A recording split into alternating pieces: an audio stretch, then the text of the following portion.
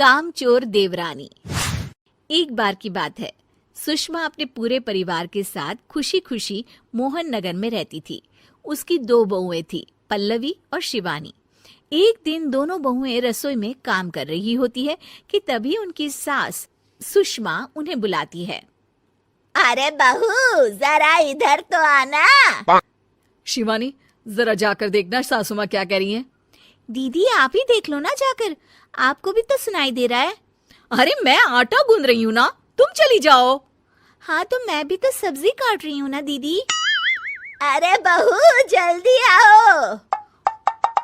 ओह, ये तो जाएगी नहीं, मैं ही जाकर देखती हूँ कि क्या करना है। पल्लवी सुषमा के कमरे में जाती है। जी मम्मी जी, क्या हुआ?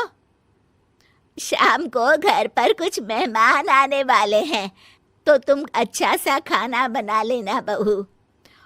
ठीक है मम्मी जी, आप बता दीजिए क्या क्या बनाना है और कितने लोग आ रहे हैं। सुनील की मौसी जी और उनका पूरा परिवार आ रहा है। कुल मिलाकर 3 लोग और हमें मिलाकर हुए 9 लोग। तो अभी से ही तैयारी करना शुरू कर दो। और हाँ, घर की सफाई भी कर देना, हाँ अच्छे से। जी मम्मी जी, सब काम हो जाएगा, आप चिंता मत कीजिए। पल्लवी शिवानी को घर में मेहमान आने वाले हैं इसके बारे में बताती है। क्या 9 लोगों का खाना बनाना होगा, घर की सफाई करनी है? बाप रे, सासू माँ ने तो हमें घर की नौकरानी ही समझ कर रखा है। ऐसा नहीं बोलते शिवानी, हम इस घर की बहू हैं और घर के काम करना हमारा फर्ज है। दीदी तो है ही सासू माँ की चमची, जब देखो सासू माँ सासू माँ। मैं तो इतना सारा काम नहीं करने वाली। शिवानी कपड़े लेकर गमला साफ कर रही होती है और चक्कर आने का नाटक करने लगती है।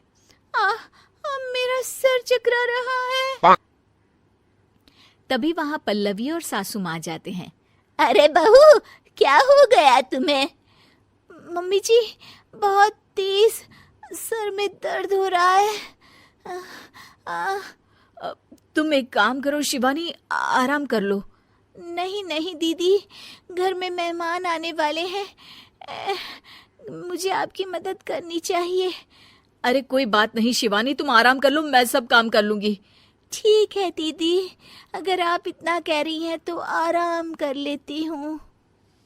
शिवानी आराम से अपने कमरे में मैगजीन पढ़ रही होती है।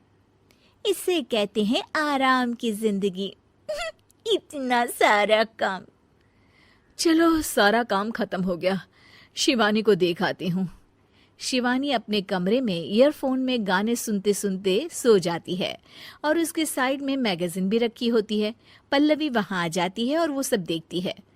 ओहो, तो मतलब सब काम चोरी का बहाना था। अभी बताती हूँ इसको।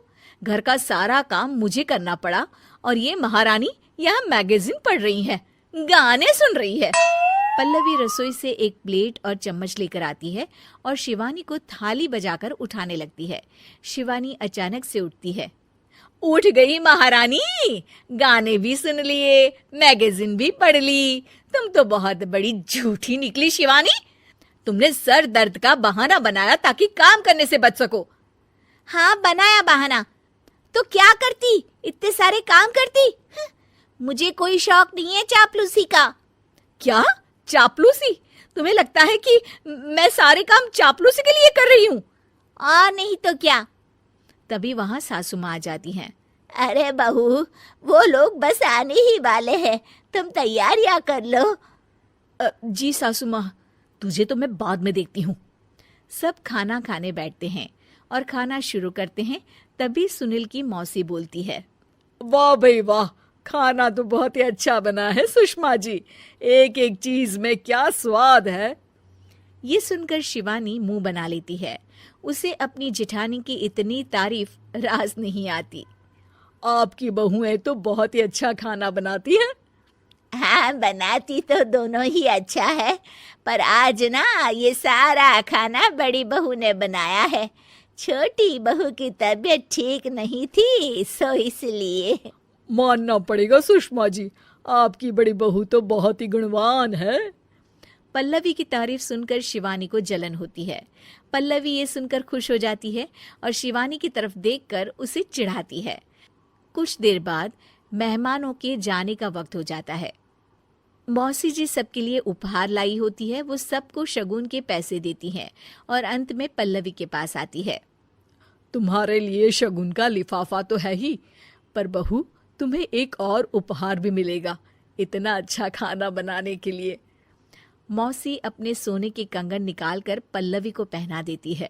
ये लो, ये मेरे मनपसंद कंगन है, अब से ये तुम्हारे हुए। धन्यवाद मौसी जी। ये देखकर शिवानी तो पूरी तरह से जल जाती है और गुस्से से रसोई में चली जाती है। तभी वहां पल्लवी आ जाती है और उसे अपने कंगन दिखाने लगती है। देवरानी जी, अब आपका सर दर्द ठीक तो है ना? मुझे लगता है कि अब सर दर्द शुरू हो गया होगा आपका। चैनल पर नए हैं तो सब्सक्राइब करें एंड बेल आइकन को दबाना ना भूलें। धन्यवाद।